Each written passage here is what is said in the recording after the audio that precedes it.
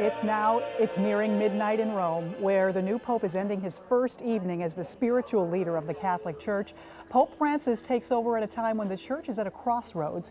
He'll deal with issues at the Vatican while working to inspire the faithful. And joining us now in the Breaking News Center to give us some perspective on all of this is Father John Padberg. He is director of the Institute of Jesuit Sources at St. Louis University. Thank you so much for joining us.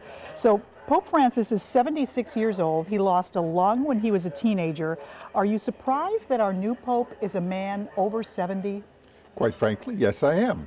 But I think one of the things that made the difference was the possibility of that Benedict did in resigning, because the next Pope after Francis himself can now see that as a possibility if after a few years his own forces weaken, his strength weakens. It was never thought that a Pope would resign.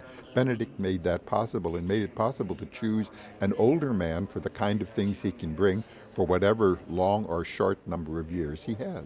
And so this new Pope brings so many different qualities to the papacy.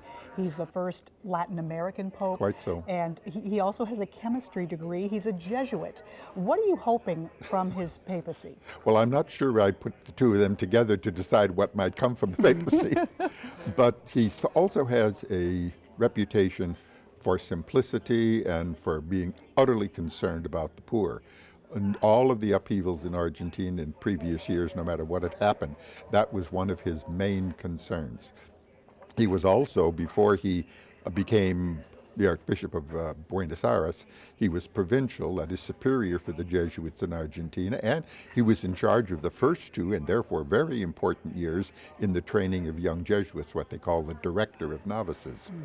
So what I expect is that concern for simplicity, and they say he's a good administrator. If he is, supposedly, there are a lot of efficiencies that might be at least suggested, if not imposed, on some of the centuries-old offices in Rome. After all, if we've been doing it this way for 1,000 years, why should we change? There are plenty of reasons to change. Maybe he'll bring that Yes. along. Exactly. Father Padberg, thank you so much for joining us today. Cindy's keeping an eye on the forecast for us. She's in the First Alert Weather Center.